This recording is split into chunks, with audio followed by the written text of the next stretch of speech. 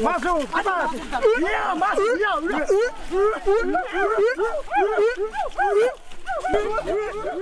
Kayu besi rawa sepanjang 17 meter ini disiapkan untuk membuat salib. Melihat panjangnya, timbul pertanyaan, siapakah yang akan disalib? Siapapun itu, pasti sesuatu yang lebih besar dari mereka. Tapi Frankie Woro, Casimilus Awe, dan warga suku Auyu di Papua Selatan ini tak akan melukai siapapun. Mereka memakai salib ini sebagai tanda perlawanan.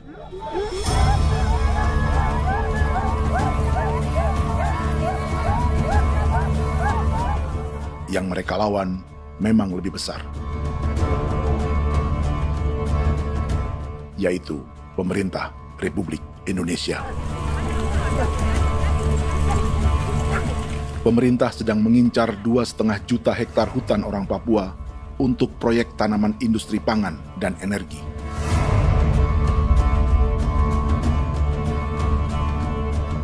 Ratusan kilometer dari salib orang-orang Auyu itu, orang Muyu sedang menyiapkan gerakannya sendiri. Tapi kali ini dalam bentuk sebuah pesta. Pesta yang disiapkan oleh marga Kimco Jinibju selama 10 tahun.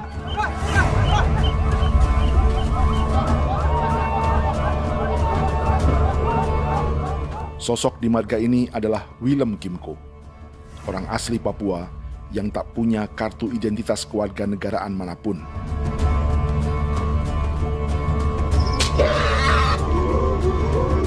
Pesta adat ini sudah cukup langka. Tak hanya di Papua, bahkan di kawasan Pasifik dan peradaban Melanesia. Awalnya bayarnya kalau pernah. Internet ada kode kerem bipnuka, dan jitana ya kati ko berem baran dipo. Kami mengambil ko kuning. Ada gagasan dan gerakan sosial di balik pesta orang-orang Muyu ini. Sama dengan gerakan salib merah yang dimulai orang-orang Auyu. Salib ini akan menjadi yang terbesar dari 1.800 salib merah yang telah ditancapkan berbagai suku di Papua Selatan dalam 10 tahun terakhir.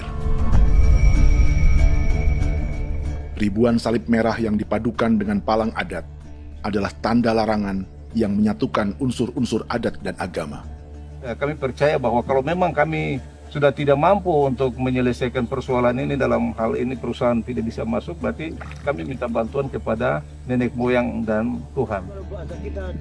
Atribut perang orang Auyu ini diukir atau dilukis, digambar di batang salib ini dengan tujuan bahwa kami larang dengan sangat keras. Jadi apabila siapapun, baik dari antara kita sendiri yang melanggar batas ataupun pihak lain yang mengganggu keselamatan hak tanah adat kami, maka kami siap untuk melakukan ancaman perang. Salib-salib ini tidak ditancapkan di halaman-halaman gereja, melainkan di tanah dan hutan adat, di dusun-dusun sagu, dan di tempat-tempat yang disakralkan. Sebab 1.800 palang adat dan salib ini memang bukan semata tentang agama, tapi untuk mencegah negara dan perusahaan memasuki tanah dan hutan adat mereka. Papua bukan negara kosong.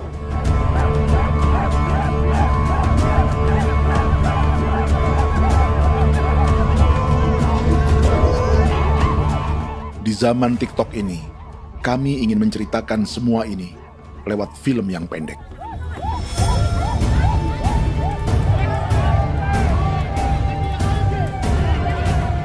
Tapi kami jelas gagal.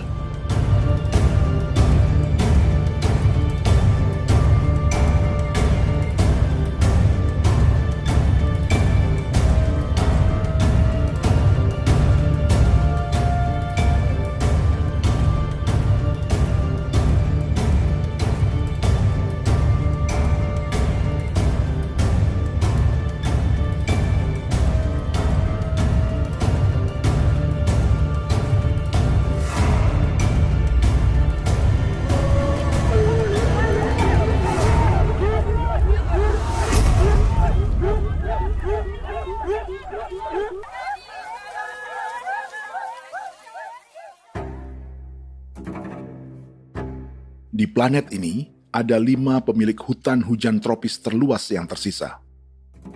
Kongo di Afrika, Brazil, Peru, Bolivia, dan Indonesia.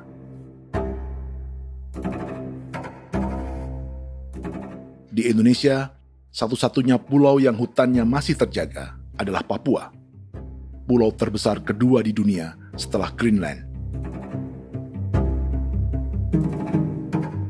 Lewat sejarah kolonialisme yang panjang, pulau ini kini dikuasai 2 negara. Bagian barat oleh Indonesia yang juga dikenal sebagai West Papua, dan bagian timur menjadi Papua Nugini. Dan tepat di perbatasan ini, di bagian Indonesia, sedang terjadi proyek pemusnahan hutan terbesar di dunia.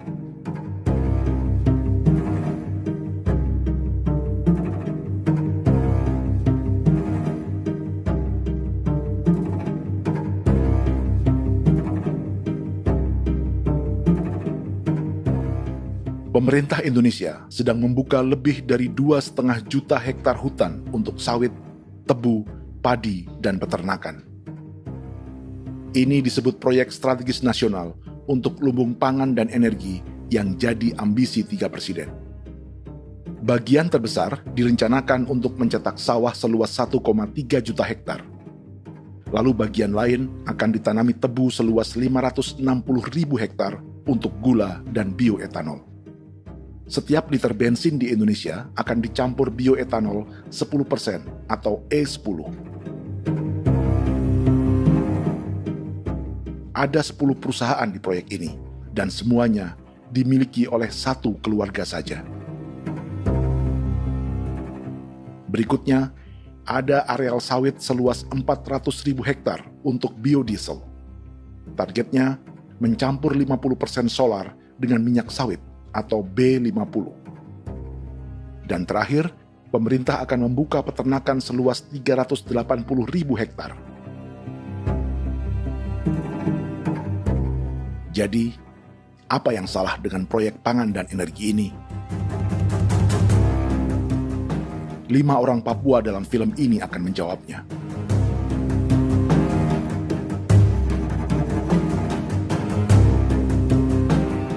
Yang pertama adalah Yasinta Moiwen dari suku Marin.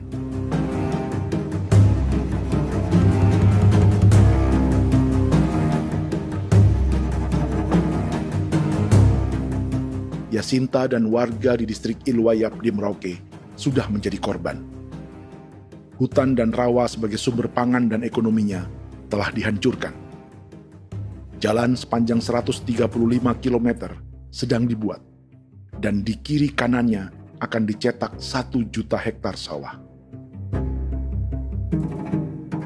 Mereka sulit menolak atau melawan. Salib sudah digeser, masih datang lagi dengan senjata mereka nih. Karena proyek ini juga dijaga tentara. Macam-macam senjatanya.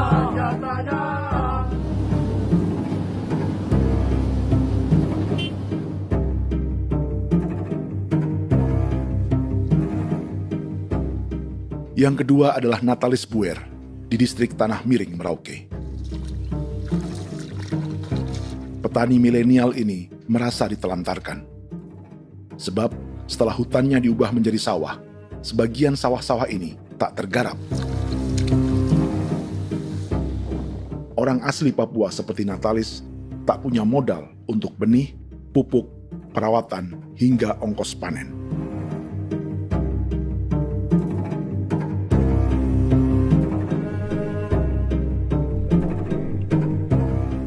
Orang ketiga adalah Vincent Kuipalo dari suku Yenan di distrik Jagebob, Merauke. Vincent dan suku Ye sedang menjadi korban. Hutan adat orang-orang Ye sedang dihancurkan untuk perkebunan tebu dan bioetanol. Tanah mereka juga diincar untuk markas-markas militer, pasukan yang akan menjaga proyek pangan dan energi ini.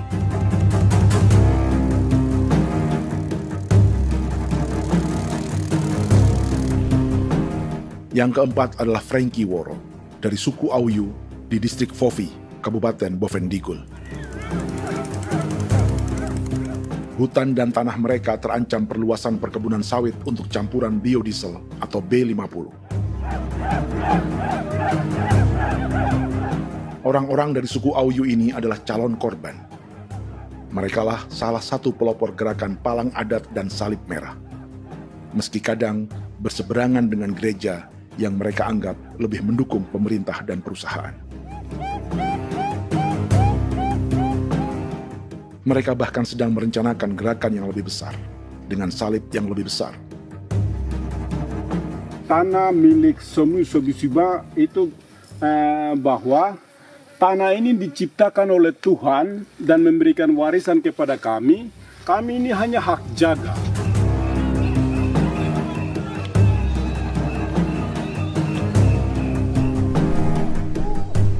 Sosok kelima adalah Willem Kimco dari suku Muyu di Bovendigul. Tokoh adat dari Muyu ini hidup di garis belakang proyek negara, sehingga belum menjadi korban. Tapi mereka sedang bersiap menghadapi segala kemungkinan.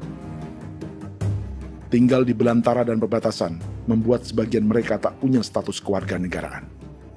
Tapi mereka telah hidup jauh sebelum ada Indonesia atau Papua Nugini.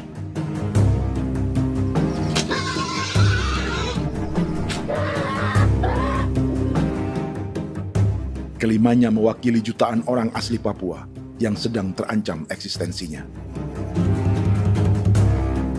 Jika kita merasa kepunahan peradaban Neanderthal di Eropa, Aztec dan Inca di Amerika, atau aborigin di Australia adalah sejarah masa lalu, film ini menceritakan bagaimana pemusnahan sebuah bangsa dan kepunahan sebuah peradaban sedang terjadi di masa hidup kita. Kepunahan bukan karena kerusakan lingkungan dan ruang hidup semata, juga karena dihantam 60 tahun operasi militer.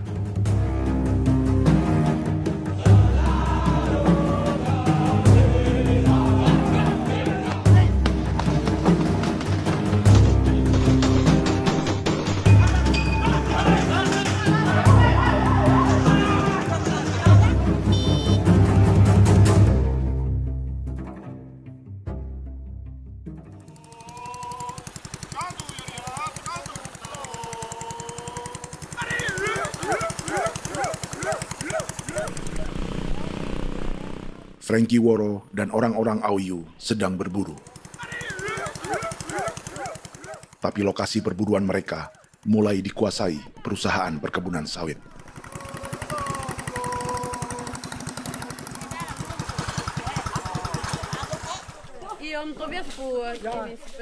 Kita akan menuju arah ke Inabusu. Di sana kami akan masuk di wilayah konsesi perusahaan PT Indo Asiana Lestari, dan di situ ya ada survei-survei mereka yang mereka pernah lakukan, tapi juga kami ada lakukan tanda-tanda saksi di sana.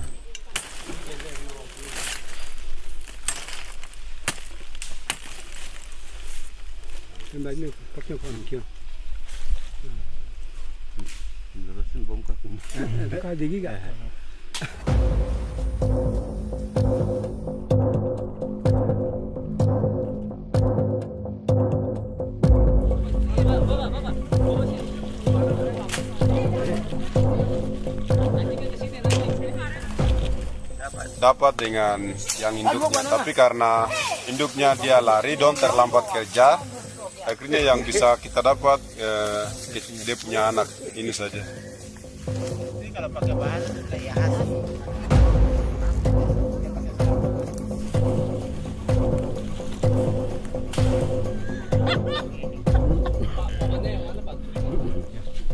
Pohon ini pohon bitanggur, dia punya kayu ini kita biasa gunakan untuk kerja perahu, dan juga kulit depu getanya itu kita pakai untuk kerja ini, panah-panah ini lem, jadikan lem ini, panah-panah. Hutan ini adalah supermarket bagi suku Auyu. Juga lumbung pangan atau bank untuk menyimpan deposito kekayaan alam. Hutan juga tempat yang penuh dengan sejarah suku, situs budaya, dan tempat-tempat sakral. Inilah yang sedang mereka pertahankan dari incaran pemerintah dan perusahaan. Untuk semua alasan ini, mereka menancapkan ribuan salib merah.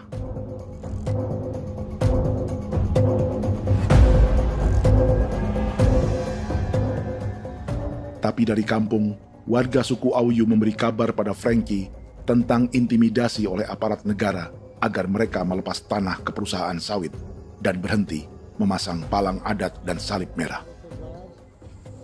Ada beberapa titik yang saya sudah siap, tetapi di sini emergensi dari saya, terutama di Kampung Sokangon, PT Damai Timber. Dia mengganggu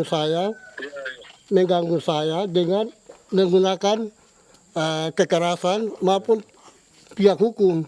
Dan kemarin saya ada pernyataan penolakan secara resmi, tapi masih tetap dengan menggunakan pihak hukum untuk masuk, untuk harus dituntut saya untuk harus diterima perusahaan itu. Kita di situ ada 15 marga, tetapi 15 marga juga tidak setuju. Marga-marga siapa yang terima dan marga-marga mana saja yang menolak. Nanti kita lihat dari pertimbangan itu, dan di situ dan kita undang mereka untuk bicara dengan kami.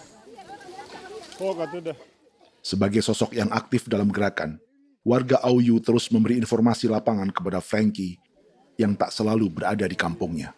Izin pernyataan yang mereka paksa saya untuk tanda tangan itu, tapi sementara saya tidak tanda tangan. Data semua ada di tangan saya. Ya. Baik, kalau gitu itu lebih bagus karena tanda tangan itu yang berbahaya. Iya. Tanda tangan itu yang lebih berbahaya karena sekarang ini modern dan canggih, dan itu yang mereka biasa pakai untuk tipu muslihat. Mereka biasa pakai itu di tanda tangan itu. Betul. Dari Bambisa juga di Sofia dia masuk untuk memaksakan kami marga untuk harus menerima perusahaan itu. Tapi kemarin kami sudah menolak. Babinsa nama bosku. Babinsa di sini nama bosku. Itu yang sekarang strategi militer yang sekarang mereka pakai. Jadi yang penting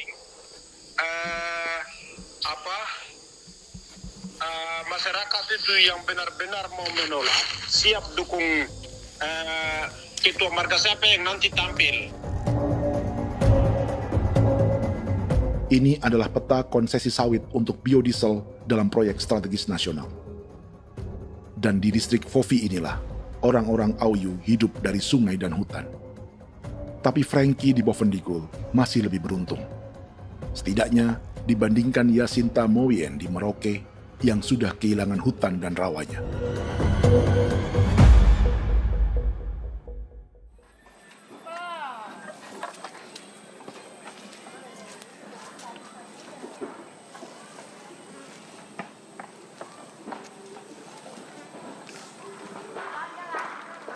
Yasinta dari suku Marin adalah petani sayur di Kampung Wanam, distrik Ilwayap, Merauke.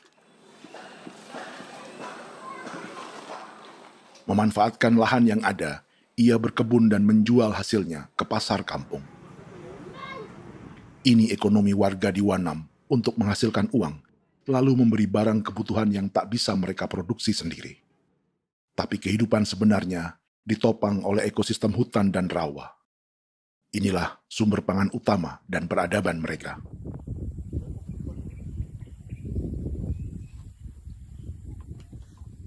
Namun ketenangan ini diusik ketika tiba-tiba pada Mei 2024, di Pelabuhan Wanam datang ratusan alat berat untuk proyek pangan dan energi pemerintah.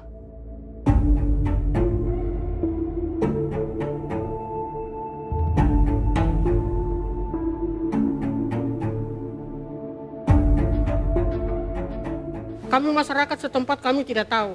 Kami kaget pagi-pagi kapal sudah ada di pelabuhan kami.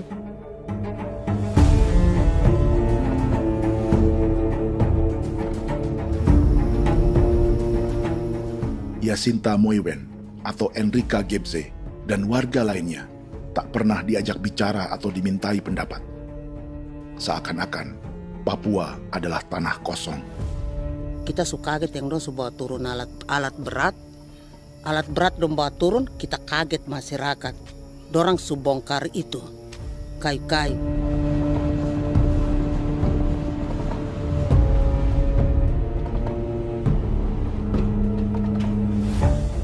Bersamaan dengan alat-alat berat itu, juga berdatangan tentara Indonesia untuk mengawal proyek pembukaan hutan milik Jacinta.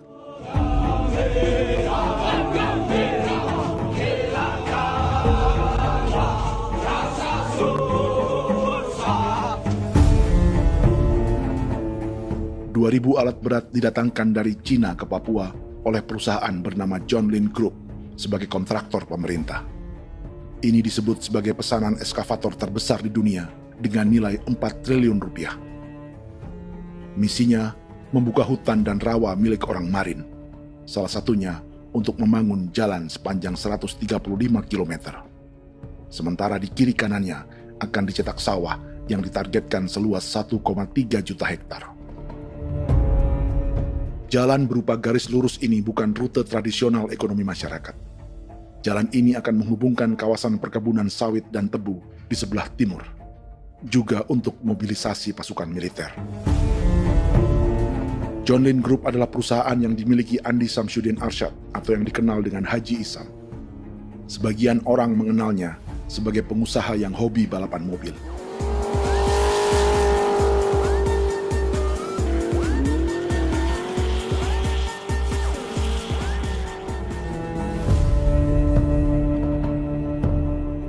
Tapi di Kalimantan, ia berbisnis batu bara, perkebunan sawit, pengolahan karet, penerbangan, perkapalan, dan biodiesel. John Lin Group kini juga menjadi pemilik perkebunan tebu dan pabrik gula terbesar di Indonesia. Sayapnya melebar dari Kalimantan hingga ke Bombana, Sulawesi Tenggara. Perkebunan tebu, pabrik gula, dan industri bioetanol inilah yang juga sedang dikembangkan di Papua. Foto ini adalah momen ketika Isam bersama kerabatnya, Menteri Pertanian Amran Sulaiman dan Menteri Pertahanan Syafri Samsudin meluncurkan program biodiesel atau B50 di Kalimantan Selatan. B50 artinya setiap 1 liter solar, 50%-nya akan dicampur minyak sawit. Perusahaannya, PT John Lin Agroraya, menjadi salah satu pemainnya.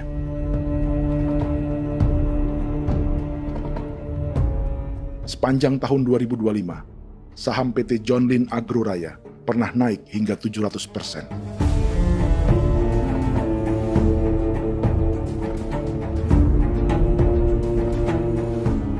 Perusahaan sawitnya yang lain, PT Pradiksi Gunatama, sahamnya bahkan pernah naik 4.000% hanya dalam 1 tahun. Dari harga saham ini saja, nilai kekayaan keluarga Isam diperkirakan mencapai 100 triliun rupiah lebih, menjadikannya salah satu keluarga terkaya di Indonesia dan salah satu pemain penting industri bioenergi. Dan di Papua Selatan inilah sebagian sawit-sawit untuk mendukung program B50 akan ditanam. Inilah tanah orang-orang Wambon, Muyu, Marin, Yei, atau Auyu seperti Frankie Ward.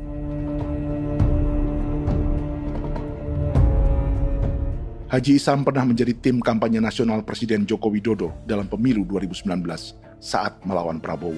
Bintang Mahaputra Utama diberikan kepada Saudara Andi Syamsuddin Arsyad. Beliau berjasa luar biasa dalam mendorong pertumbuhan ekonomi daerah maupun nasional. Setelah menjadi presiden, Prabowo memberi gelar kehormatan Bintang Mahaputra Utama pada Isam.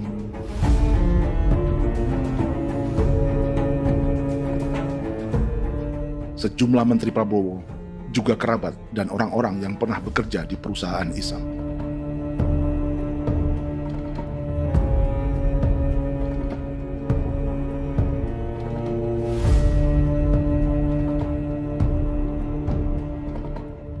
Lawan sebesar inilah yang sedang dihadapi Jacinta di kampung Wanam, Merauke. Atau petani perempuan lain seperti Enrika Gebze. Jadi alam kita ini sudah rusak. Jadi kita itu biasa jalan dari sini tuh harus pasang jerat di situ, harus cari makan di situ lagi. Itu tempat-tempat itu pasang-pasang jerat, tempat babi, rusa, sekarang sudah tidak ada lagi.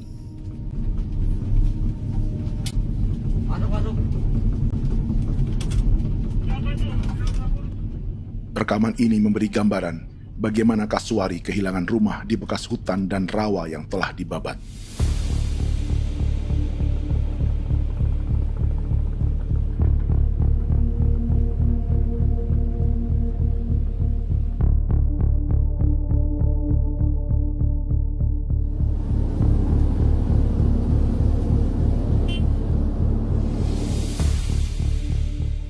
Keterlibatan tentara dalam proyek pangan dan energi di Papua memakai dalih bahwa ancaman terhadap negara kini tak hanya perang secara militer, tapi juga melalui pangan dan energi. Kementerian Pertahanan pun terlibat karena proyek ini dianggap operasi militer selain perang. Jadi tugas kamu adalah menjaga sumber cadangan pangan nasional. Macam-macam senjatanya, Proyek ini menambah panjang alasan mempertahankan kehadiran tentara di Papua dalam 60 tahun terakhir. Saat ini, jumlah tentara Indonesia di Papua mencapai 56.000 personel, atau ada 1 tentara untuk setiap 100 orang Papua. Bandingkan dengan rata-rata nasional, di mana hanya ada 1 tentara untuk 696 penduduk Indonesia. Itu belum termasuk polisi. Artinya, 1 orang Papua dijaga lebih banyak senjata dari rata-rata penduduk Indonesia. Tanah dan hutan diambil secara sepihak untuk kepentingan pembangunan batalion dan bandar antariksa. Ini bentuk perampasan masyarakat. Penolakan kehadiran markas-markas militer terjadi di sejumlah tempat di Papua. Tak hanya karena trauma dan ketakutan, juga karena mengambil tanah-tanah adat.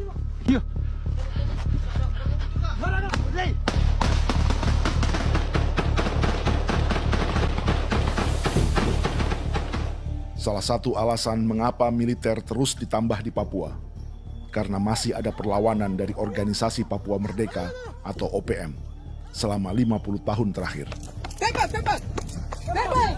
Ayo. Tapi kekuatan militer OPM diperkirakan hanya 1.430 personel dan 360 pucuk senjata. Selebihnya, mereka menggunakan senjata tradisional.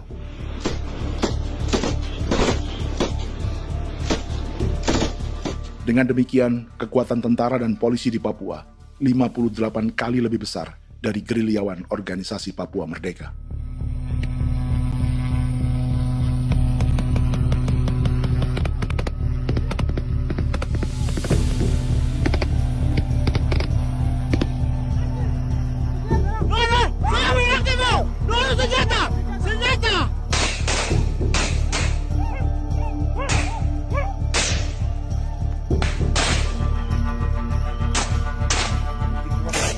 Sebagian tentara berada di garis depan pertempuran, tapi sebagian besar lainnya terlibat operasi non-tempur menjaga proyek pemerintah dan investor swasta.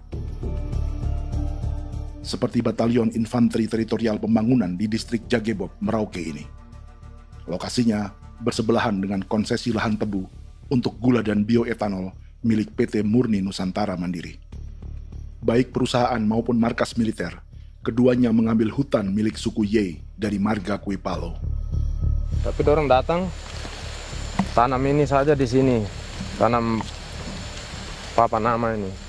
Victor Kuipalo menunjukkan apa yang terjadi. Jadi kita juga kaget ini. Nah, kalau ini papan nama ini memang, ini papan nama ditanam tapi bukan haknya mereka yang ini. Ini hak kami di sini, hak dusun kami, marga Kuipalo yang punya hak dusun ini. Setelah memasang patok, alat berat mulai bekerja untuk membangun markas militer di tanah orang Ye.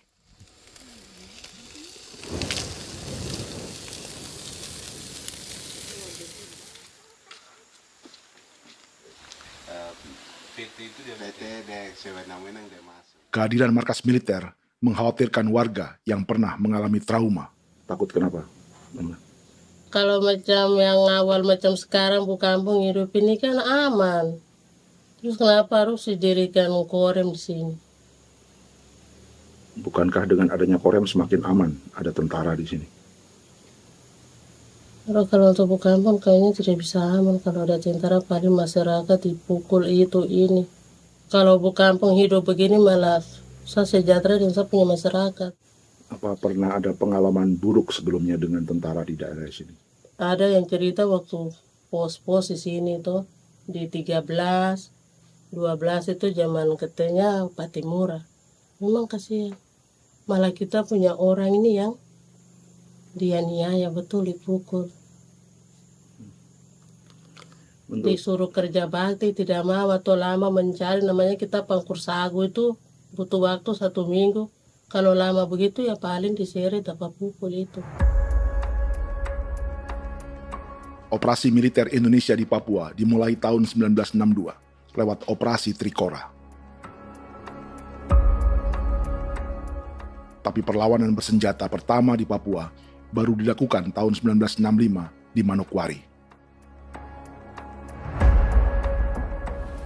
Nanti tanggal 1 Mei jam 12.30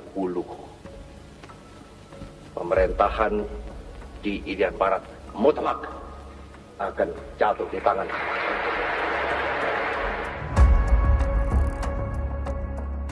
Sejak itu, selama 60 tahun, operasi militer untuk menaklukkan Papua terus dilakukan. Salah satu operasi militer paling berdarah adalah Operasi Wibawa untuk memenangkan Indonesia dalam jajak pendapat tahun 1969. 643 orang tewas di Paniai. Lalu disusul 4.146 korban tewas antara tahun 1977 hingga 1978.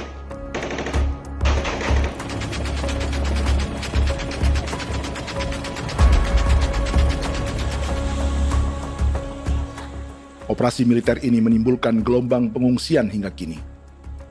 Dewan Gereja Papua mencatat 103.000 orang menjadi pengungsi pada tahun 2025 dan nyaris tak diberitakan media-media Jakarta.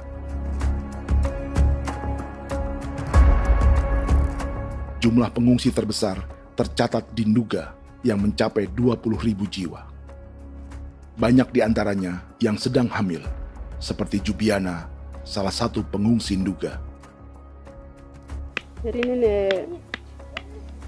takarik masih kaki be muguruk berselari di namen wane kosel. Bigari me. Egirik mana ne anim bom selebok selar ne. Wam dak yak lek prak de oi kore bangal no so dak lok yo nandam yanet ndang no yat de nanen di ko nerwa membri wal marwa. Egirik mana nerwa tri bel no semana. Ngal siya kaya berkumpit nyak masalah orena me wako suluk. Ri namen wani ko semane kuman nak wani ndemo ko ndak misri namen bre ko ko nak no semane ne. Nebe minit waru da kan ab bi ni dige. War de mino pragit de laina bulan Maret April yana mana kantan barang na lire na bam ne. Jubiana lalu menamai anaknya pengungsi Kogoya. Selain Jubiana, juga ada Emma dari Maibrat yang melahirkan di hutan. Sampai di kampung gini, katanya bilang ada tentara yang bangun jembatan. Nah, capek itu juga pun masih tahan. Kembali lagi ke hutan lagi. Seperti itu sampai sejatuh di tengah jalan. Orang sampai banting di kayu semuanya. Berasa sakit begitu. Melengkapnya tuh Domika Serli, pengungsi Wako. Masyarakat sipil dari kampung Aitrem sementara mengungsi karena kampungnya sementara dikuasai oleh TNI Polri. Seratusan ribu pengungsi di Papua saat ini jauh melampaui jumlah yang mengungsi ke Papua Nugini tahun 1984, yaitu 10.000 orang karena menghindari operasi militer.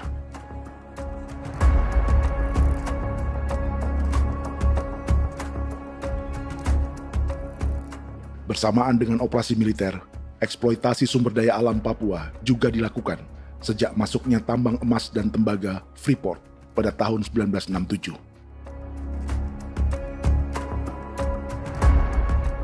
Disusul perkebunan sawit awal tahun 1980-an. Lalu ada perburuan buaya untuk diambil kulitnya. Sebelumnya, ada eksploitasi gas alam di Teluk Bintuni, pencarian besar-besaran kayu gaharu, atau pembukaan hutan tanaman industri. Ini belum termasuk perburuan dan perdagangan ikan arwana di selatan Papua, penebangan kayu merbau dari hutan-hutan Jayapura, emas di Blok Wabu Intan Jaya, bahkan nikel di pulau-pulau kecil Raja Ampat. Dan kini, dalam skala yang belum pernah terjadi dalam sejarah, Papua dipaksa mencetak sawah, tebu untuk bioetanol, dan sawit untuk biodiesel.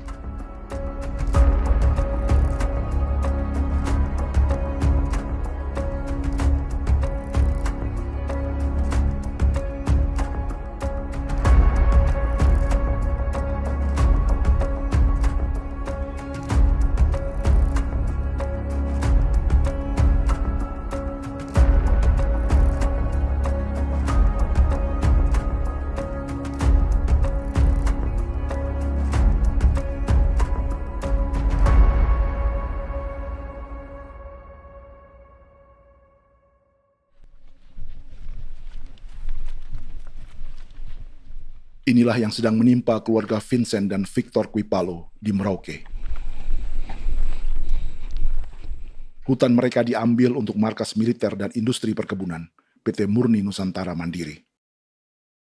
1 dari 10 perusahaan yang diberi konsesi untuk menanam tebu dan memproduksi gula serta bioetanol seluas 52.000 hektar.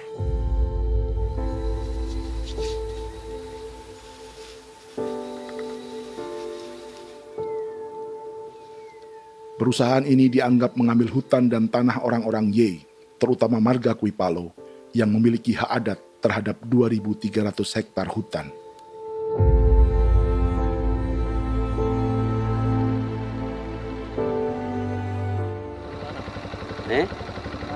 Tentara? Tentara. Oh iya, tentara.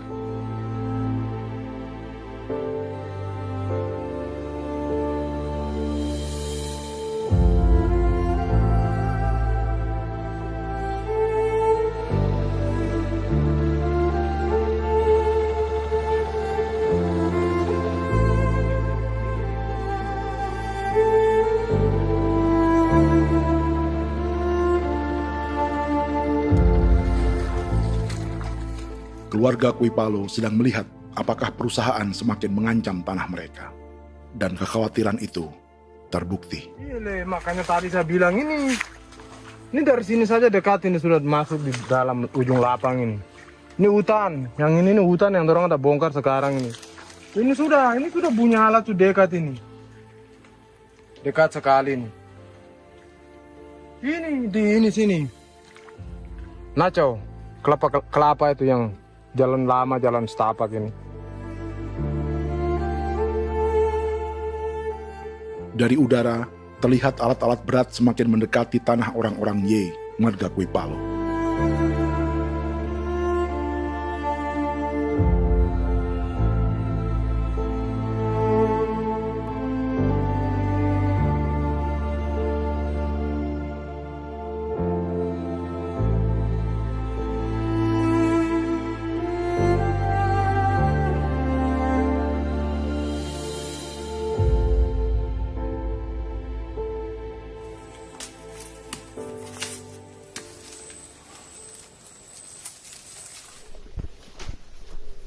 Keesokan harinya, Victor dan kerabatnya memberi tanda cat merah di pohon-pohon yang berada di batas tanah mereka.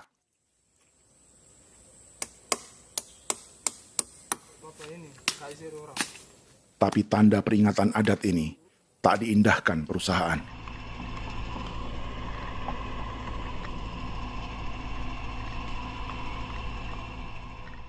Dua bulan kemudian, perusahaan tetap memasuki tanah marga Kuipalo. Sama. Kami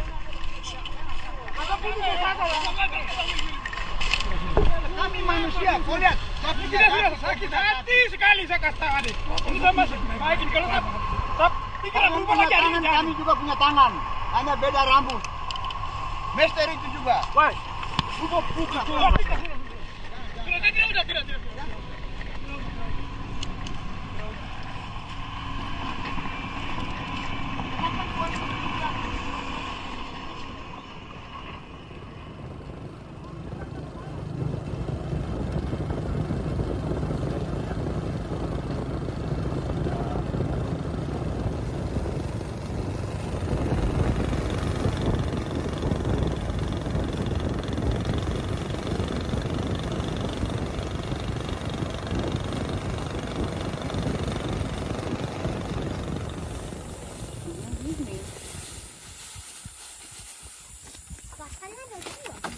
masuk sini.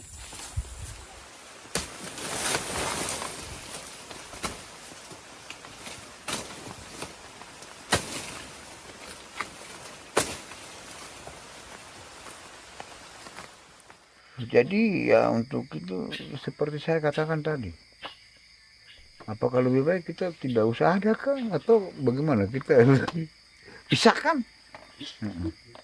pisahkan dari negara ini kan, jangankan tuh. Saya kemarin bicara sama Daniel, datang sama saya dengan persoalan Kodam ini. Saya bilang, Pak Daniel, kalau lebih baik saya ngungsi ke Papua Nugini. Dia bilang, aduh Bapak jangan begitu. Ya memang, kalau tidak bisa menghargai kami, lebih baik pilihan yang itu yang saya memilih. Lebih baik saya pindah dari sini. Saya mengungsi ke Papua Nugini, di negara tetangga. Masih di laut. Apa? Ada ini. Saya bilang sama Kapolsek, Pak, Agustus ini, 17 Agustus saya tidak kasih naik bendera merah putih. Saya bendera ada, nanti saya taruh di meja. Bendera saya ada. Karena saya punya pikiran percuma kita ini merasa bahwa kita hidup di bawah naungan merah putih. Ternyata merah putih tidak lindungi kami. Tidak anggap kami sebagai kami rakyatnya. Dia lambang negara. Dan kami menghargai lambang negara itu. Ternyata lambang negara ini, kita bernaung di bawah lambang negara ini, kita tidak dilindungi. Hak kita tidak dihargai.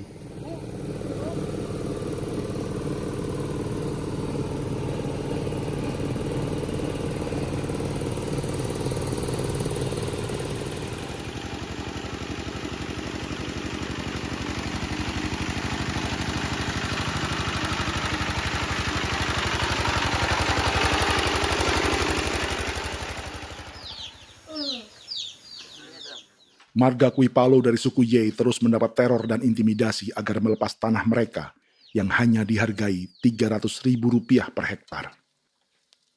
Tapi mereka tidak berjualan tanah. Makanya mama itu tidak suka untuk lepas tanah. Untuk apa? Baru di dalam hutan itu ada obat-obat tradisi. Itu sudah Kalau macam ada sayur juga, kita ambil sayur yang dia tumbuh sendiri. Jadi kita ini mau kemana, kalau itu sudah digusur, ya habis. Kita ini jadi penonton. Jangan sampai kita ini duduk minta di jalan. Jadi kita tidak mau seperti itu. Makanya tanah itu kita tidak melepas. Tapi mungkin orang lain tuh dia senang saja. Lebih baik saya pegang uang merah dulu. Saya bisa beli-beli itu ini. Nanti datang uang sudah habis, gembel, mau cari kemana lagi, hutan sudah habis, mau makan ikan di mana, kali sudah hancur. Seperti Yasinta di Wanam, suara dan gerakan kaum perempuan Papua sangat nyaring dan tak bisa diabaikan. Saya sebagai perempuan tolak untuk perusahaan masuk di sini. Karena kalau saya terima anak-anak saya mau dikemanakan, mau tinggal di mana. Apapun yang terjadi saya tetap tolak. Demi tanah ini saya akan berjuang, demi saya punya anak-anak. Yang katanya mengutamakan anak Papua, nyatanya yang kerja kebanyakan ya orang-orang Jawa. Dan sendiri orang Jawa, tapi bukan mau bicara yang tidak-tidak. Memang kenyataannya seperti orang-orang Papua itu diterbelakangkan, kurang diutamakan, gitu.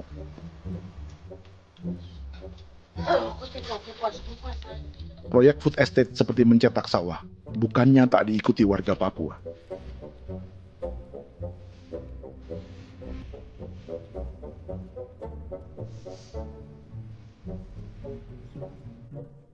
Salah satunya Natalis Buer di distrik Tanah Miring, Merauke.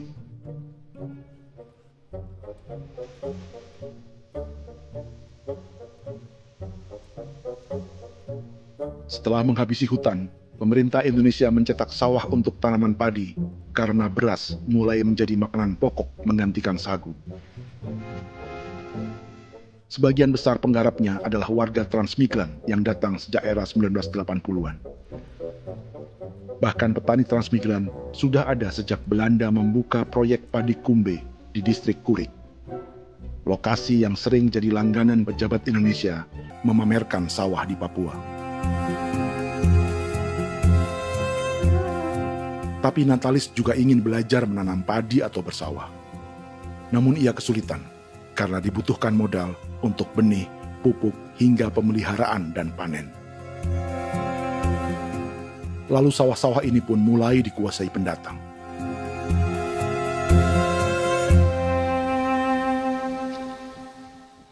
Tapi sejauh ini di kampung kami ini yang saya lihat memang ada kelompok kami punya di sini yang sudah tergabung dalam Gapoktan, kemudian masuk dalam optimalisasi lahan. Tapi baru saya anak asli yang punya lahan di sini. Mereka tidak punya. Pemerintah dalam hal ini adalah Kementerian Pertanian bersama-sama Kementerian Pertahanan yang dalam hal ini pada garis di bawahnya adalah TNI Angkatan Darat, memberikan support yang maksimal kepada masyarakat khususnya di Merauke dalam rangka. Saya kemarin habis 9 juta. 9 juta ya? Iya, 9 juta karena dia sudah tidak dipakai toh. Ya. Perempuan Papua seperti Filomina juga mau bertani. Pemerintah memberi bantuan Rp900.000 per hektar lewat program optimalisasi lahan atau OPLAH. Tapi dibanding biaya produksi dan harga jual gabah, Filomina mengaku berkali-kali rugi dan kini memutuskan tak lagi menggarap sawahnya. Terus kita harus cari uang untuk kombe. Betul. Karung kita beli. Karung beri sendiri lagi. Tenda kita beli. Ini dari yang offline ini don tidak siapkan. Tidak ada. Tidak ada ya, jadi mama don sendiri. Itu yang saya udah bilang, 900.000. Itu modal untuk kerja sawah ini. Mulai dari kerja sampai nanti panen. Panen. Wih, ngeri sekali. Iya, lucu toh? Tidak dapat itu. Betul, Mam. Kalau disuruh tanam ubi berhektar-hektar, mari datang. Kita tahu cara rawatnya bagaimana, iya.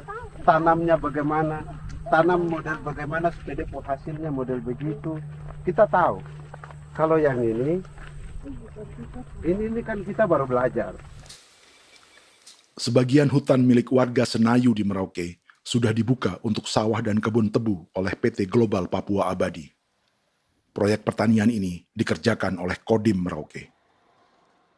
Mereka melepas sebagian tanah karena ingin belajar bertani. Saya punya nenek moyang tidak ajar saya tanam padi. Tapi saya mau berubah. Generasi saya yang berikut ini besok lusa tidak bisa makan pisang, sagu. Namun program optimalisasi lahan yang dijanjikan dengan berbagai bantuan tak dirasakan Filomina.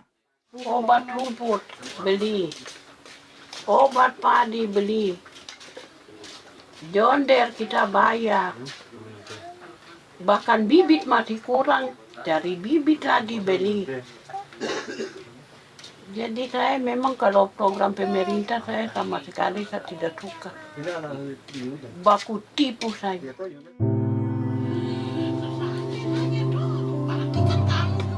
Mereka merasa ditinggalkan sendiri, jatuh bangun belajar bertani padi. Sementara sumber pangan dan air yang semula mudah didapat, kini telah berganti sawah dan kebun tebu. Dulu kita masih bisa jalan, nanti masak di kali, pakai air kali. Minum pakai air kali. Sekarang, kok mau masak? Tidak ada air. Air sudah susu, mau minum tidak bisa. Sudah dengan obat. Drone semprot tebu itu saja drone. Drone yang semprot. Saya lihat di itu. Jadi kita bukan drone yang terbang di atas untuk disemprot. Iya, itu semprot obat. Dong lempar pupuk di bawah ya dia mengalir ke kali. Mengalir ke kali, ke rawa-rawa.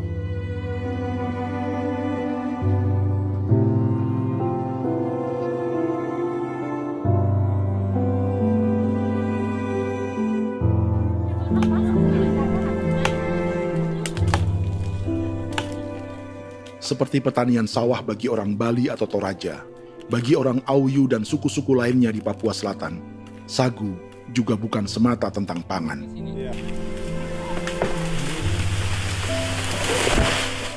Bagi orang Auyu dan Marin, sagu adalah kerabat, sosok orang tua, sosok nenek moyang yang harus dijaga dan dilindungi. Lagi bikin apa mama ini mama? Pakai toko itu sagu.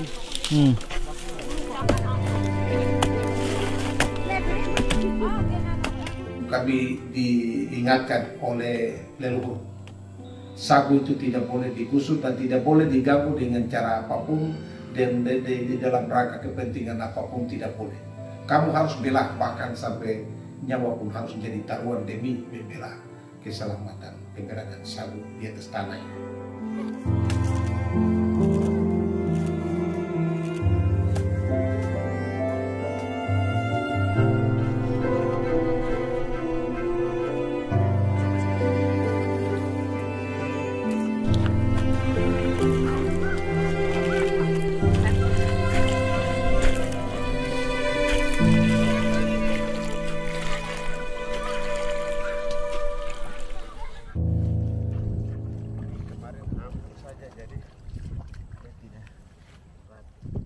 Menurut Natalis, pemerintah di Jakarta mendefinisikan lumbung pangan semata urusan beras dan mencetak sawah. Sebenarnya orang Papua itu bukan tidak bisa bertani. Kami tanam ubi itu bagian dari pertanian. Nah, pertanian yang dimaksud oleh pemerintah itu harusnya selalu, itu kalau bisa pemerintah harus spesifikkan. Pertanian apa yang dimaksud? Pertanian tanam padi atau pertanian tanam ubi, petasan dan lain-lain. Ini yang harus dispesifikkan dulu. Begitu, sehingga tidak menjustifikasi kami orang asli Marin bahwa kami tidak bisa bertani. Bukan. Kami buka kebun besar-besar di sana, bahkan bermeter-meter, ratus-ratus meter pakai sekop, bukan pakai ekskavator, tapi ini pakai skop. Itu pertanian, begitu. Bagi Natalis, alih-alih memaksimalkan sawah-sawah yang sudah ada untuk petani Papua, pemerintah selalu membuka hutan baru, seperti dikerjakan perusahaan John Lynn Group dan melibatkan tentara. Padahal, sejarah keterlibatan militer dalam proyek food estate atau cetak sawah adalah sejarah kegagalan yang bertubi-tubi 4 presiden selama 30 tahun terakhir.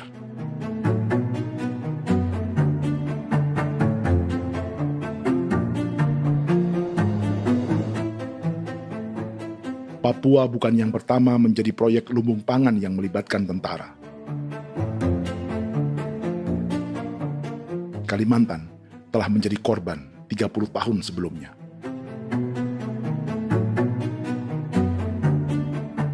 Ini adalah bekas hutan yang sudah dibuka di Pulang Pisau, Kalimantan Tengah. Tahun 1996, di era Presiden Jenderal Soeharto, ia menghabisi 1 juta hutan di lahan gambut untuk mencetak sawah demi memenuhi ambisi swasembada beras, bukan swasembada pangan.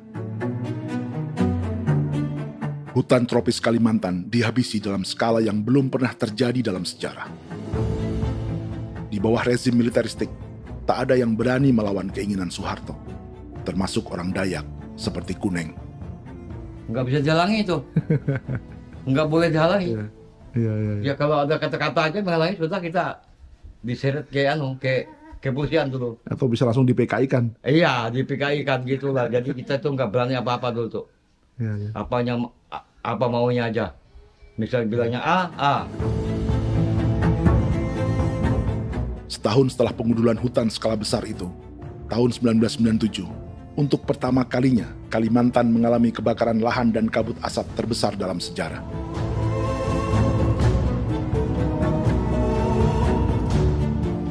Sebagai ilustrasi, ini kondisi kabut asap tahun 2015.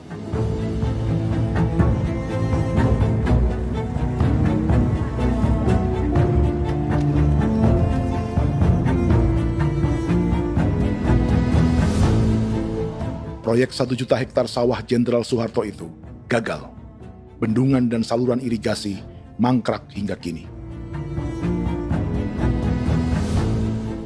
Mei 1998, rezim Soeharto tumbang. 2 tahun setelah ia menumbangkan jutaan hektar pohon di Kalimantan. Setiap tahun, lokasi ini menyumbang kebakaran dan kabut asap yang merugikan jutaan orang.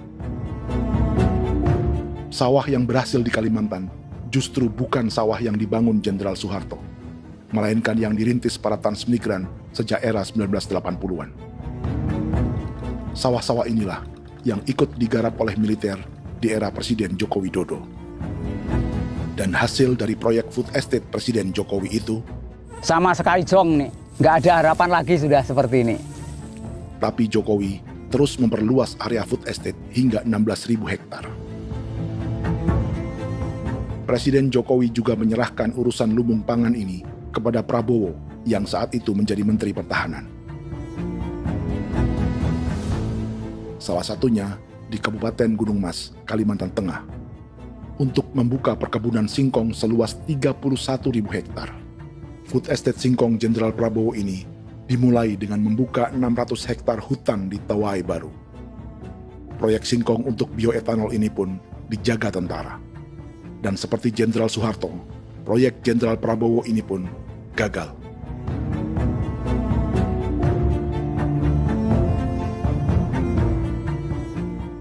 Dengan reputasi ini, Joko Widodo dan Prabowo justru sedang membuka 2,5 juta hektar di Papua.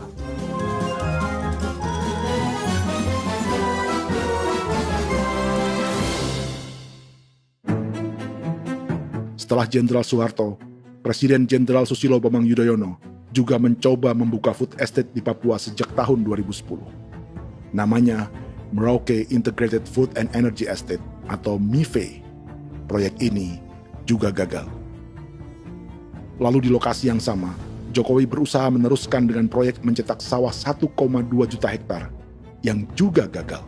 Sekarang yang paling siap adalah 1,2 hektar. Yang 1,2 juta hektar. Dan kini, Prabowo yang pernah gagal dengan 600 hektar singkong di Kalimantan justru akan mengulangi di Papua dengan skala 2,5 juta hektar. Di daerah Papua pun harus ditanam kelapa sawit supaya bisa menghasilkan juga BBM dari kelapa sawit. Dalam setiap proyek pangan dan energi di Papua, yang lebih menonjol bukan tanaman pangannya, melainkan untuk energi atau bahan bakarnya. Sawit untuk biodiesel dan tebu untuk industri bioetanol. Ada 10 perusahaan yang diberi konsesi hingga 0,5 juta hektar untuk tebu. Dan 10 perusahaan itu dimiliki oleh 1 keluarga saja.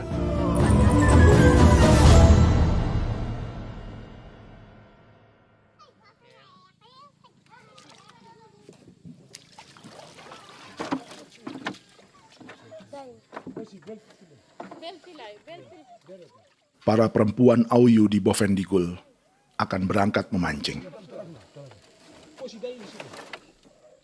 Priska Beni membantu menyiapkan perahu.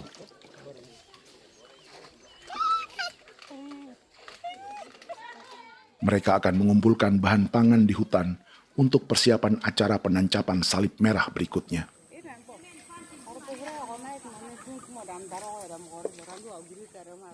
Priska sudah mengambil posisi memancing.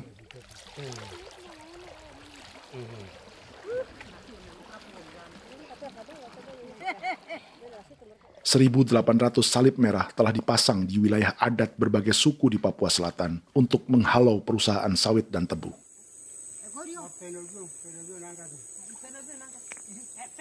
Maria Tebung yang paling muda datang membawa hasil. 2 ekor ikan gastor alias gabus toraja. Sebagai generasi Z, pendidikannya sampai sekolah dasar. Di perusahaan perkebunan seperti sawit atau tebu, ijazah SD hanya bisa menjadi buruh kasar. Tapi ia tak tertarik. Karena kita hidup itu dari alam, kita pancing, juga di darat, bawa anjing, terus bikin pagar sagu, dapat babi, bawa baru kita makan. Jadi kita tidak mau perusahaan masuk. Kita tidak akan terima. Sementara Priska Beni masih mencari peruntungan. Tapi baginya, menjadi nelayan di Sungai Fofi masih lebih baik daripada bekerja 9 tahun di perkebunan sawit. Sudah pengalaman, jadi kita tidak mau lagi. Seberapa lama ketika kerja itu? Selama di sana. 9 tahun di sana. 9 tahun? Saya baru pulang dari perusahaan. Selama 9 tahun kerja di sawit, bisa punya rumah kah? Atau tidak. Motor kah? Tidak. Johnson kah? Tidak. Cuma makan saja. Pendapatan juga kan tidak lebih. Habis dimakan.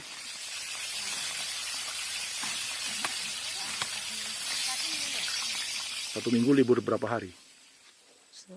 Tidak libur. Minggu tetap kerja? Tetap kerja. Tidak bisa ke gereja? Hari Minggu kerja. Hari Minggu juga kerja. Jadi dia tidak mengenal agama perusahaan itu. Di grup perusahaan sawit Korindo, Priska digaji 2 juta rupiah per bulan dan tinggal di mes karyawan. Tapi gaji itu dipotong bahan makanan atau BAMA rata-rata 1 juta rupiah setiap bulan. Korindo adalah grup perusahaan yang salah satu usahanya adalah hutan tanaman industri dan sawit di Bovendigul dan Merauke. Di Papua, mereka memakai bendera PT Tunas Sarwa Ema. Perusahaan ini pernah memberi bantuan pada Keuskupan Agung Merauke.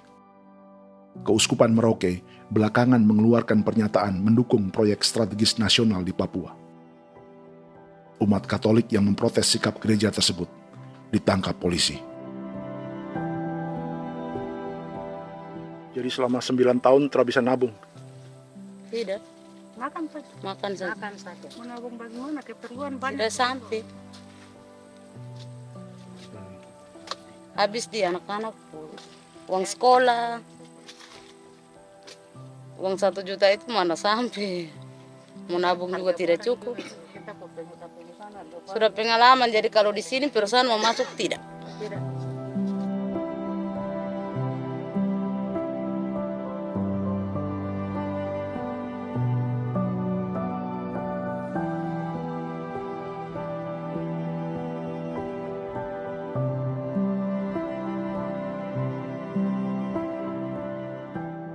Dan menu makan siang seperti ini agaknya sulit bagi buruh sawit atau tebu yang digaji 2 juta rupiah per bulan.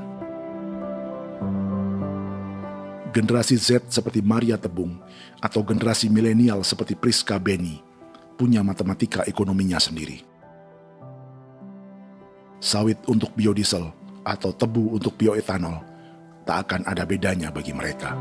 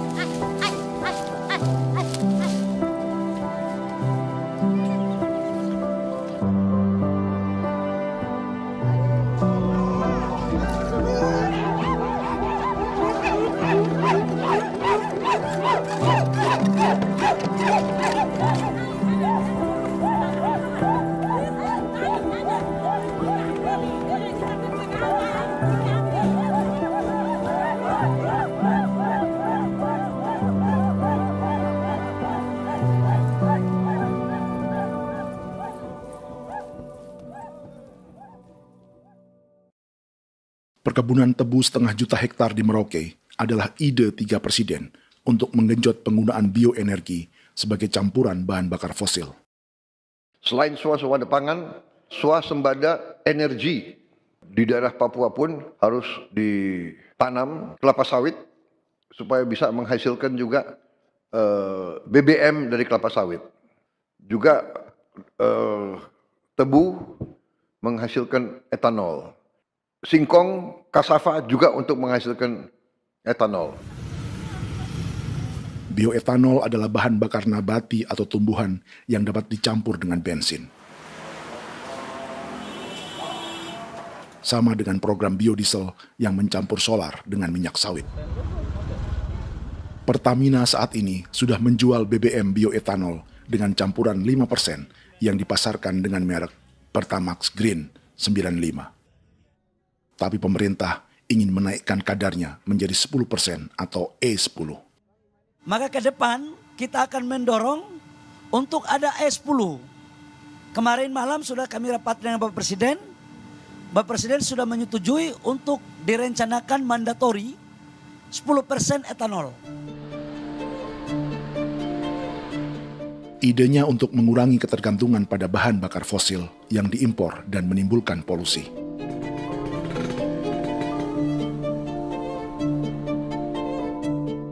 Tapi bioetanol bukannya tak mengorbankan lingkungan, hutan, rawa, dan manusia. Karena program E10 membutuhkan 7,3 miliar liter bioetanol, maka lahan yang dibuka untuk menanam tebu bisa mencapai 1,3 juta hektar. Sementara saat ini, luas perkebunan tebu di Indonesia hanya 500 sampai 600 ribu hektar. Artinya, butuh lahan baru hingga 800 ribu hektar untuk menanam tebu. Dan 500 ribu hektar diantaranya sedang dibuka di Papua. Hutan yang tadinya untuk menumbuhkan pangan berubah jadi tanaman untuk bahan bakar di jalanan. Kecepatan pulihnya hutan beradu dengan jumlah dan kecepatan kendaraan di jalanan.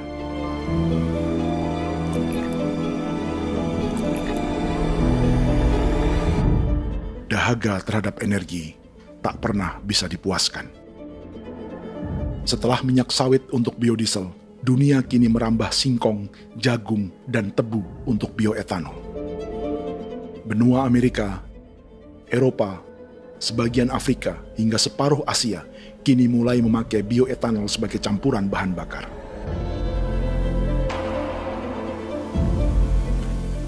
Selain perebutan lahan, masa depan dunia juga dibayangi semakin mahalnya harga pangan karena persaingan antara perut manusia dengan tangki kendaraan. Ini adalah lokasi perkebunan tebu dan bioetanol PT Murni Nusantara Mandiri yang mengancam tanah Vincent Quipalo dan orang-orang Ye di Merauke. Beberapa kilometer di selatan adalah PT Global Papua Abadi yang mengancam tanah orang-orang Muyu dan Marin. Dua perusahaan ini adalah bagian dari 10 perusahaan yang mendapat konsesi lahan untuk tebu dan bioetanol di Merauke. Batas konsesi mereka bahkan sama dengan batas negara Indonesia dengan Papua Nugini. Salah satu ciri bahwa peta konsesi ini dibuat di Jakarta dari atas meja. Sama seperti kolonial Inggris dan Belanda ketika mereka membagi Pulau Papua dengan garis lurus pada abad 19. Seakan Papua adalah tanah kosong.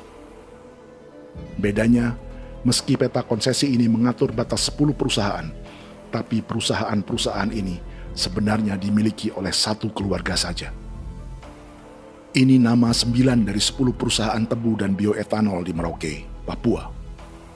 99% saham mereka dimiliki sebuah perusahaan bernama PT Merauke Nusantara Manis. Sementara 1% sisanya dimiliki PT Merauke Gula Mandiri.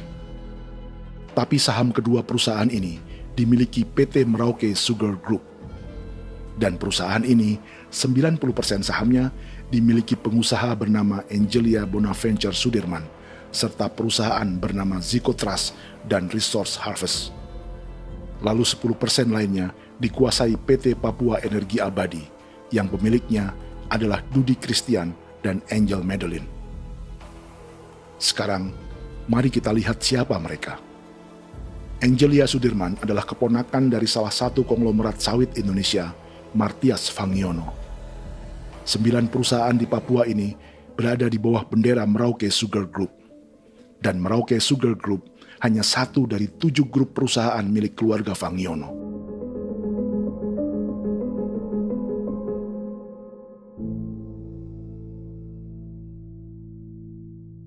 Ini Martias Fangiono. Seperti Haji Isam, Martias selama ini dikenal sebagai pengusaha sawit yang kini merambah bisnis tebu dan bioetanol. Ini momen saat penanaman perdana tebu di Merauke bersama Presiden Joko Widodo Juli 2024. Di sini juga ada anak Martias Fangiono, yaitu Wirastuti Fangiono. Wirastuti adalah salah satu yang menonjol dari keluarga Fangiono. Tahun 2025, Forbes mencatatnya sebagai konglomerat termuda dengan kekayaan 23 triliun rupiah yang mengendalikan 2 grup usaha, FAP Agri dan Surya Dumai Industri. Keduanya adalah perusahaan sawit dan biodiesel. Anak dan bapak ini adalah investor utama bagi Jokowi dan Prabowo untuk proyek tebu dan bioetanol di Papua. Sementara yang ini adalah Martua Sitorus, pemilik raksasa agribisnis dunia, Wilmar International, yang juga memegang konsesi sawit di Papua lewat berbagai perusahaan. Tapi Martua kini memakai bendera baru, yaitu KPN Corporation atau Karunia Prima Nastari. KPN inilah yang memiliki kelindan bisnis dengan keluarga Fangiono untuk proyek tebu Merauke. Apalagi grup Wilmar yang didirikannya juga pemain gula utama di Australia. Tahun 2010, Wilmar membeli 100% saham perusahaan gula terbesar Australia, Sucrogin. Akuisisi senilai 1,5 miliar dolar Amerika ini langsung menjadikan Wilmar pemain tebu terbesar kelima dunia. Sebagian bibit tebu yang ditanam di Merauke adalah varietas yang dikembangkan Lembaga Riset Gula Australia atau Sugar Research Australia. Sugar Research Australia lalu menjalin kontrak pengembangan bibit dengan PT Global Papua Abadi milik Fangiono. Tapi masalahnya, Sugar Research Australia adalah badan publik yang tugasnya memajukan petani tebu dan sebagian dananya berasal dari pajak warga Australia. Itu artinya, warga Australia membiayai pengembangan bibit tebu untuk investor dan pemerintah Indonesia. Dokumen ini menunjukkan bahwa lembaga yang dibiayai warga Australia itu pernah memiliki kontrak penyediaan bibit dengan PT Global Papua Abadi milik keluarga Fangiono. Kontrak itu baru berakhir pada November 2024. Artinya, saat Presiden Jokowi dan keluarga Fangiono menanam bibit tebu pada Juli 2024 ini, kontrak itu masih berlaku. Nama lain dalam keluarga ini adalah Siliandra Fangiono, yang pada tahun 2024 dijuluki Raja Sawit Termuda dengan kekayaan 39 triliun rupiah dalam catatan Forbes. Ia mengendalikan grup First Resources. Secara umum, keluarga Fangiono memiliki 20 perusahaan di Sumatera, 32 perusahaan di Kalimantan, 1 di Jakarta, 2 di Singapura, dan 25 perusahaan di Papua. Di Papua, perusahaannya tersebar dari Sorong, Mapi, hingga Merauke. Para politikus dan pejabat Indonesia terus membesarkan konglomerasi, meski Martias Fangiono pernah divonis 1,5 tahun penjara karena kasus pembalakan liar dan kebun sawit ilegal tahun 2007. Sementara tahun 2022, Wilmar terlibat kasus korupsi ekspor minyak sawit dan divonis mengembalikan kerugian negara 11,8 triliun rupiah. Tumpukan uang ini disebut sebagai pembayaran dari grup Wilmar yang diterima secara simbolis oleh Presiden Prabowo pada Juni 2025 lalu.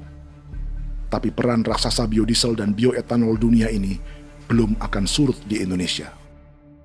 Bahkan sebaliknya. Sebuah dokumen presentasi bisnis dari Wilmar International Limited pada tahun 2010 ini bisa menjadi petunjuk. Presentasi ini bagian dari proses pembelian 100% saham raksasa tebu Australia, Sucrogin. Dalam presentasi ini, Wilmar mengaku ditawari konsesi lahan 200.000 hektar di Papua, atau dulu disebut Irian Jaya, untuk menanam tebu. Dengan penerbangan hanya 2,5 jam dari kantor Sucrogin di kota Townsville ke Merauke, Wilmar akan mengawinkan bisnis gula dan bioetanolnya menjadi pemain dunia. Dan lokasi yang diincar oleh Wilmar adalah distrik Ilwayap di Merauke, kampung halaman Yasinta Moiwen. Dan persis disinilah, 14 tahun kemudian, ribuan eskavator John Lynn Group milik Haji Isam mulai membuka hutan sebagai kontraktor pemerintah. Presentasi dan gagasan ini dibuat oleh Wilmar pada Juli tahun 2010. Sebulan kemudian, Agustus 2010, pemerintah Presiden Susilo Bambang Yudhoyono meluncurkan proyek Lumbung Pangan dan Energi Merauke atau Merauke Integrated Food and Energy Estate. Targetnya membuka lahan 1 juta hektar dalam 5 klaster yang masing-masing 200.000 hektar. angka yang sama dengan presentasi Wilmar. 5 tahun kemudian, 2015, giliran Presiden Joko Widodo yang mau melanjutkan proyek pangan dan energi 1,2 juta hektar. Menjelang pensiun sebagai presiden, Jokowi kembali menggencarkan proyek ini dan melibatkan Prabowo sebagai Menteri Pertahanan. Jokowi lalu mendukung Prabowo sebagai presiden berpasangan dengan anaknya, Gibran Rakabuming Raka sebagai wakil presiden. Kini, setelah menjadi presiden, giliran Prabowo yang melanjutkan proyek bioetanol dan biodiesel dengan memobilisasi militer dan melibatkan pejabat-pejabat yang juga para elit partai koalisinya.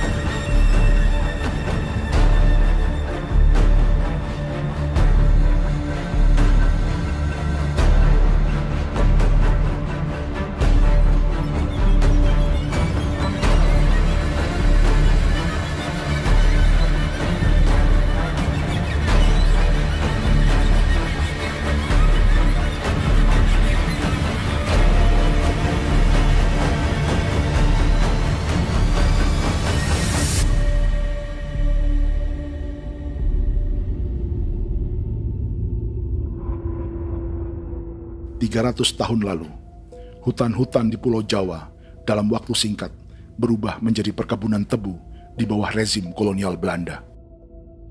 Orang Jawa menjadi buruh dan petaninya dipaksa menanam tebu. Dari kolonialisme dan politik tanam paksa itu, Belanda memperkaya negara dan para investornya. Tak puas membuka hutan untuk perkebunan di Jawa dan Sumatera, kolonial Belanda menanam tebu hingga di Suriname dan mengerahkan ribuan orang Jawa sebagai buruh pada tahun 1890. Inggris yang sudah menguasai negara seluas India dan Papua Nugini pun masih menanam tebu jauh di tengah Samudra Pasifik, di tanah orang-orang Fiji. Lalu memindahkan puluhan ribu orang India menjadi buruh di sana. 200 tahun sebelumnya, ratusan ribu orang Afrika bahkan diperbudak untuk bekerja di perkebunan-perkebunan tebu Spanyol dari selatan Eropa hingga Karibia, Kuba, atau Jamaika. Jika dulu tebu menjadi gula atau emas putih, kini cerita kolonialisme tebu berlanjut di Papua untuk bahan bakar nabati atau bioetanol. Dan seperti semua cerita tentang kolonialisme, akan ada yang berpesta dan ada yang membayar. Dalam setiap cerita pesta kolonialisme, baik di Jawa, Karibia, atau di Papua, selalu melibatkan para elit lokal, dari pejabat, perwira, hingga agamawan. Tapi dalam setiap kolonialisme, juga selalu ada cerita tentang mereka yang mempertahankan diri dan melawan.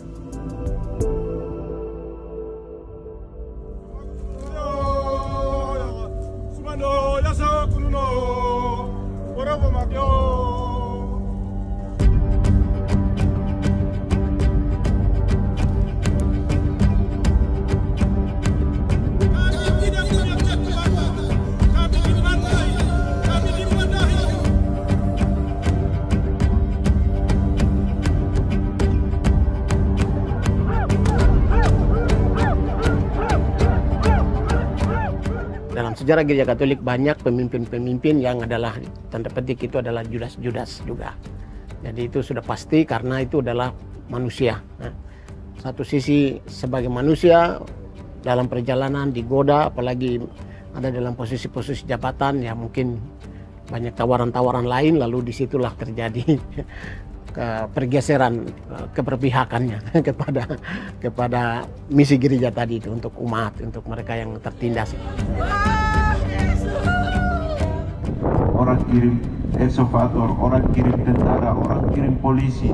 Pukul kami bukan pencuri, kami tidak pernah mencuri orang barang. Kami tidak pernah menangis ke orang lain. Kami tidak pernah menangis ke kita bapak mama, kami menangis kepadamu. Tuhan kami lemah. Mesti datang ada begitu. Dia kata begini hijau cikui. Orang datang ke bangsa kami, ke wilayah kami untuk kasih habis kami.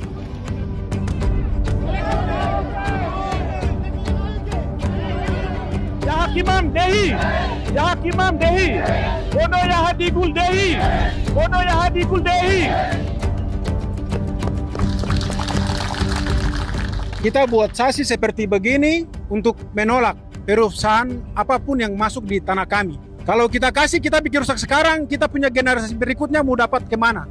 Jadi kita nyatakan sikap di sore hari ini, kami tolak. Apa yang dilakukan pemerintah untuk PSN adalah kejahatan. Pemerintah bagian dari kejahatan, aktor perusak dan pembunuh terhadap negara, terhadap alam, hutan, terhadap manusia. Jadi negara jadi aktor pembunuh. Jadi Pilatusnya siapa? Negara, pemerintah Jakarta ini. Tanah Wiu bukan kosong. Masyarakat adat kami siapa? Perusahaan tolak. Biar asal.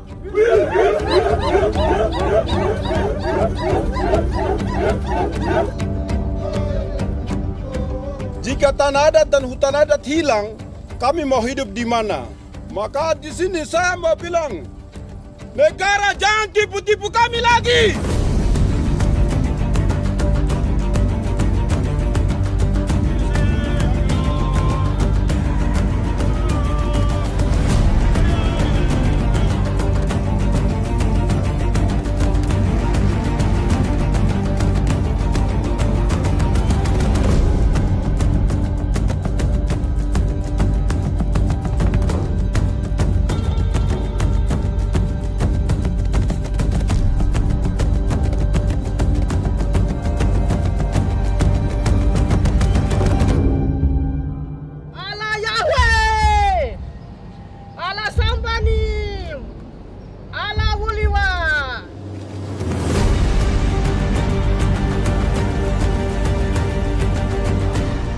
Kalau kami dianggap orang Papua itu bagian daripada Republik ini, tolong hargai kami.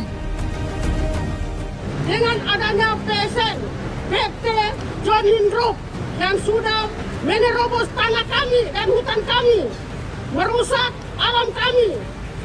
Itu yang kami datang ke Jakarta jauh-jauh dari Papua. Kami mau bersuara kepada Bapak Presiden Prabowo Subianto, di mana keadilan untuk masyarakat Papua. Tolong lihat masyarakat Papua yang sudah mati. Kami bersepakat menyatakan, 1. Gereja-gereja di Indonesia mendukung masyarakat adat yang menolak proyek strategis nasional di tanah Papua. 2. Gereja-gereja di Indonesia menolak militerisme dan otoritarianisme di Indonesia.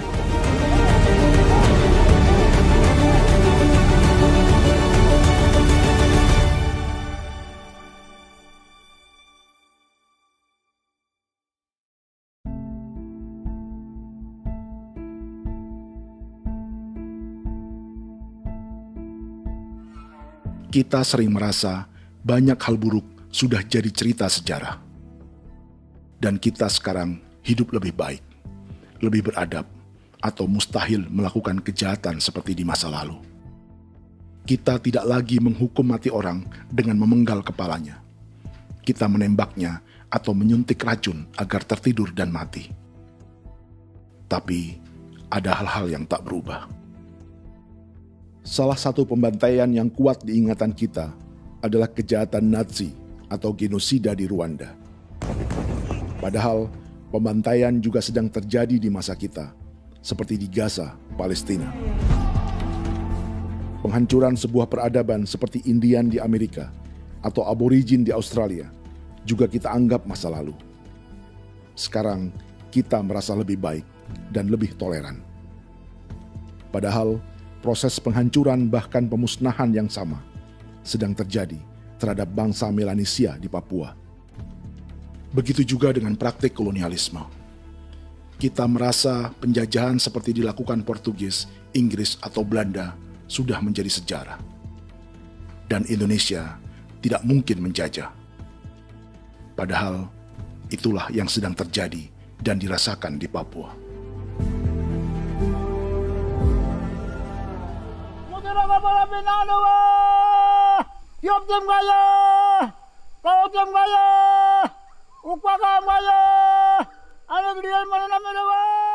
Jalannya sejarah ini disadari Willem Kimco di pedalaman Bovendigol, Papua.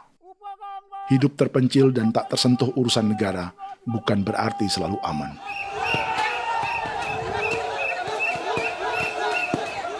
Untuk sampai di tempat ini, orang-orang Muyu menempuh 2 hari berjalan kaki mengarungi hutan, lembah, dan sungai. Termasuk mereka yang datang dari perbatasan Papua Nugini. Mereka berkumpul untuk memenuhi undangan pesta adat yang disebut Awon Atatbon atau Pesta Babi. Yang mengundang adalah marga Kimco Jinipjo. Yang dituakan di marga ini adalah Willem Kimco. Ia tak punya kartu tanda penduduk dan kewarganegaraan manapun, baik Indonesia atau Papua Nugini. Tahun 1984, 10.000 orang Papua, terutama suku Muyu, mengungsi ke Papua Nugini untuk menghindari operasi militer Indonesia, termasuk Willem Kimco.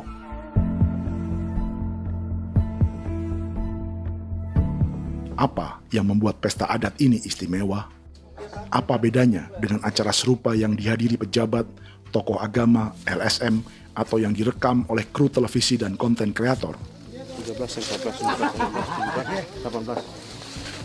Pertama, untuk membuat pesta babi, orang Muyu perlu persiapan selama 10 tahun. Sebab, babi-babi yang akan jadi bagian dari pesta ini tak boleh dibeli, alias harus dipelihara sendiri. Babi-babi ini bukan bantuan pejabat pemerintah, gereja, atau LSM.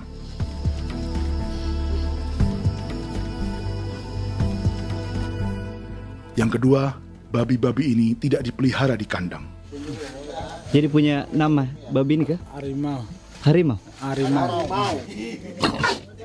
Dia kulit dengan ini bulu di harimau, macam harimau begitu kan, kasih nama harimau. Setelah diberi nama, mereka dilepas liarkan di hutan sejak kecil. 10 tahun kemudian, jika tiba saatnya pesta, para pemburu akan mencari mereka di dalam 479 hektar hutan milik marga Kimco. Suku atau marga lain tak akan mencurinya di hutan, karena mereka sudah punya babi dan wilayah masing-masing. Itu artinya mereka harus tetap menjaga dan mempertahankan hutannya agar babi-babi bisa hidup. Demikian juga dengan lahan pangan mereka, yang menumbuhkan sagu, keladi, atau aneka sayuran.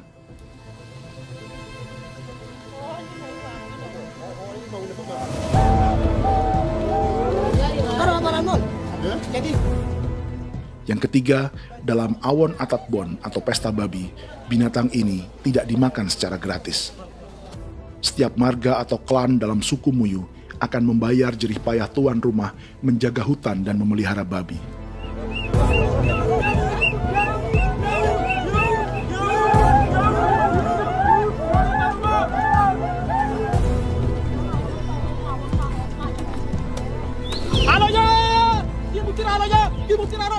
Ini seperti arisan untuk menjaga budaya dan lingkungan.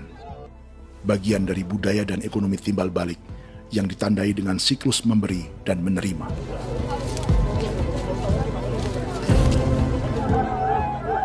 Ini juga cara orang Muyu membangun dan memperluas aliansi. Awon bet begul bet, ulan yau kando bet, asat bet anani, asat bet jenek liga anani, oh, ado, amten anani, menini tene jaga, kepo kemo ko di mana, kepo kemo mayat nih, kep tetek no mayangul, kep kanin bet wini ke iftore wen, ne wen ne tene ke kadek nih, oke, kepo nanti kutok kemo, kepo kepasak kutok nanti. Keneman gini wane wanjo. Koko kati bolon ya bengo. Koko kuning bolon ya. Jika Willem Kimco dan marganya bisa menjaga hutan dan wilayahnya, marga lain ikut diuntungkan sebagai sebuah ekosistem. Demikian juga sebaliknya. Alasan keempat, mengapa pesta babi ini memiliki tempat khusus dalam peradaban orang Muyu, karena Willem Kim Ko khawatir peradaban mereka akan punah, menyusul ancaman terhadap ekosistem dan hutan. Setiap marga atau klan harus mengkonsolidasi diri dan membangun aliansi.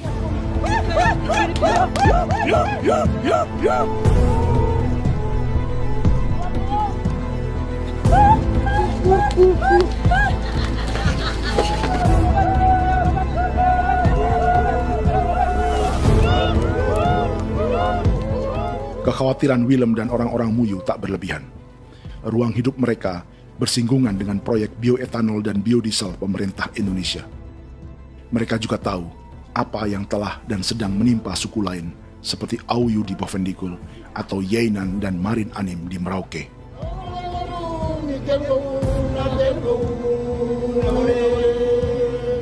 Jika suku-suku lain menggunakan palang adat dan salib merah sebagai gerakan perlawanan, orang-orang Muyu memakai pesta babi untuk mempersiapkan diri dan konsolidasi. Sebab, berbeda dengan saat mengungsi tahun 1984, kali ini yang datang ke tanah orang-orang Muyu tak hanya tentara, juga alat-alat berat bersama para pebisnis pangan dan energi.